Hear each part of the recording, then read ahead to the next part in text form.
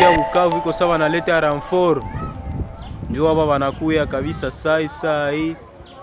Vitu viko nguvu. Leo wale wanaenda kabisa. Nane ile. Kenda. 10. 11. 12. Ya. 13 na machakula. 14. Ya, 15. Ile batote hii. 19. Kenda 19 ile. 19 ile. Na jipe sasa. 16 na hii.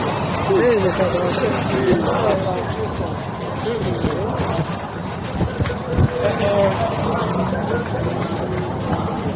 Wanenea kabisa. Kwenye wao wanaenda hapa.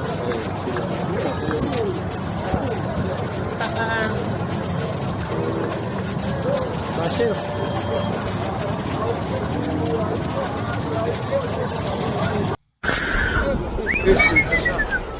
Ngayo nguko rero nkuko murimo murabyibonera na amashusho yagiye afatwa no mu duce dutandukanye bigaragara yuko imirwano ikomeje mu burasirazuba bwa Repubulika Iharanira Demokarasi ya Kongo. N'imirwano rero n'ubundi yazindutse muri iki gitondo, aho rero ingabo za RDC zabyutse rero zirasana n'ubundi n'ingabo za FCM 23.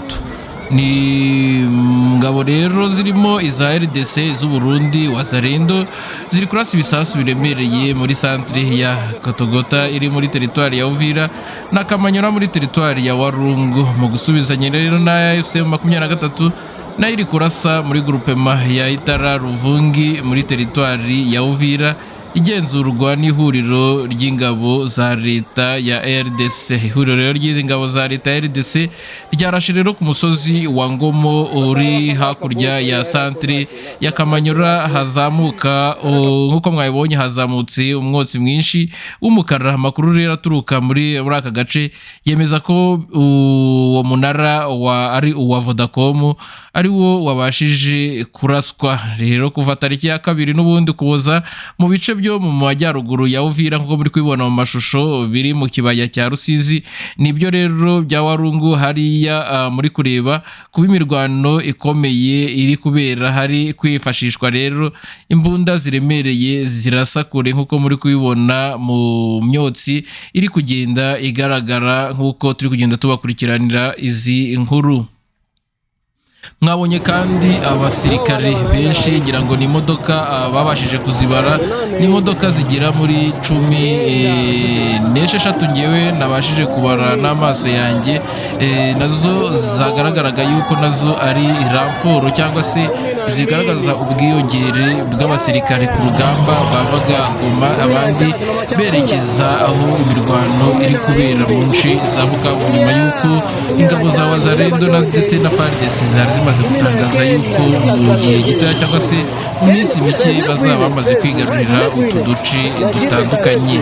AFC rero 23 nayo bigaragara yuko itaba isinziriye, nuko muri kugenda mubibona yatanze raporo cyangwa se yatanze izindi ngabo nyinshi yohereje mu duce dutandukanye nkuko mwagiye mubibona. Hari zanyuze ku butaka ndetse n'izindi nyinshi zanyuze mu mazi nkuko muri kugenda mubibona mu mashusho twabateguriye. Ni imirwano rero n'ubundi ikomeje nyuma yuko amasezerano amakuru avuga ko mu amasezerano ya Washington yaramaze kurara yasinywe n'amasezerano yari yarangiye gusinywa rero, ariko ingabo za FCM 23 nyuma yo kumva yuko Tshisekedi hatazigera abemerera kuvangwa mu ngabo za FARDC cyangwa se mu ngabo z'igihugu, nayo rero iri kwirwanaho uko ibishoboye. Hari amakuru rero avuga ko mu rukerera rwo kuri uyu wa kane Ukuboza aribwo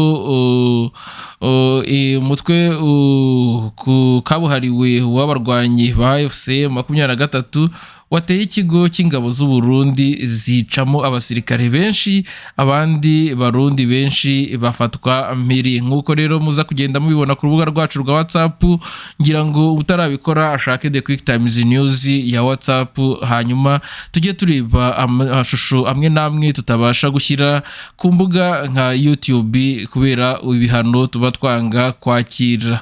Kwa kane rero Ukuboza abarwanyi benshi ba AFC 23 bagaragaye mu bwato bunini nk'uko twagiye tubibereka.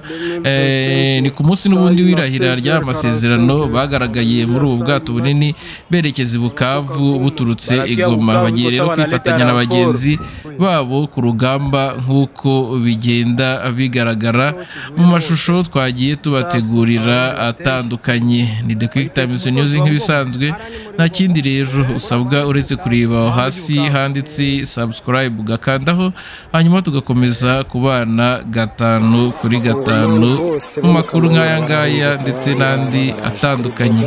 Ndagenda rero mbakusanyiriza n'andi makuru ajyanye n'aya ngaya ku buryo nta update n'imwe muzaburana The Quick Times News. ngaba bose barahunze direct, ngaba baraje mu Rwanda. Mu gusoza iyi nkuru rero ndagira ngo tubabwire yuko ingabo za RDC na Wazalendo zatsinzwe ku rugamba rw'umunsi wa Rinjyanamuntu. Ni ihuriro rero ry'ingabo za Repubulika Iharanira Demokarasi ya Kongo ryatsinzwe ku rugamba rihanganyemo na AFC 23 rwakomeje kubera mu ntara ya Kivu y'Amajyepfo kuri uyu wa kane Ukuboza 2025, riva muri bimwe mu bice byagenzuraga ndetse no mu bice byayoborwaga n'izi ngabo za leta. Nk'uko mugenda mubona, impunzi nyinshi zisatira umupaka, zimwe zihungira mu gihugu cy'Abarundi ndetse n'izindi zihungira ku butaka bw'u Rwanda bituranye. Ibice rero byo muri iyi ntara birimo Katogota, Ruvungi na Rubarika muri teritwari ya Uvira na Sheferi ya Kaziba muri Walungu bimaze rero iminsi 3 biberamo imirwano ikomeye ihanganishije iri huriro na AFC 23. Ingabo rero za RDC, iz'u Burundi na Wazalendo byarashe ibisasu biremereye muri centre ya Kamanyora hafi y'umupaka uhuza ibihugu bitatu ndetse no muri Kaziba muri teritwari rero ya Kabare. Wazalendo baturutse rero mu misozi ya Kajeje binjiye mu duce dutandukanye two muri centre ya Mudaka, barasarira amasasu menshi mu rwego rwo guca igikuba mu baturage. Wazalendo rero bisha abaturage 2 bo muri Mudaka, bakomeretsa abarimo abanyeshuri 3 biga mu ishuri ryisumbuye ryo muri iyi centre. Bahagaritse rero ibikorwa by'abaturage birimo ubucuruzi, bafunga umuhanda uhuza iyi centre n'ibindi bice birimo Bukavu. Imodoka zanyuragamo zimara amasaha menshi zabuze aho zamazerera, amasaha menshi zabuze aho zinyura nk'uko mwagiye mubibona mu mashusho twaberetse. Akaba ariyo mpamvu rero AFC 23 n'ubundi nabo baturutse Bukavu bageze muri centre ya Mudaka birukana Wazalendo banafungura umuhanda wari wafunzwe. Umuvugizi rero wa AFC 23 Lawrence Kanyuka yagize ati, kuri uyu wa kane tariki ya 4 Ukuboza 2025 saa 3 z'igitondo muri Mudaka muri Kivu y'Amajyepfo, izi ngabo zarashe ishuri ziteza impfu z'inkomere zirimo abanyeshuri b'inzirakarengane. Ubwo bari mu masomo yabo ku gicamunsi rero, kandi abarwanyi ba AFC 23 bakuye ingabo za RDC na Wazalendo mu misozi barimo ubwo bagabaga ibitero mu bice bya Kaziba irimo Butuzi, Chemba na Bundu, Mwera na Nabumbu. Nkuko rero byagenze mu minsi 2 ishize, ibisasu rero byarashwe mu duce twa Kaziba nka Kasheshe, Kasigalire na Kashozi, byasenye inzu z'abaturage n'ibikorwa remezo, abaturage bahasiga ubuzima, abandi barakomereka bikomeye. Ihuriro rero n'ingabo za leta RDC ryagerageje gufukura AFC 23 muri Kamanyora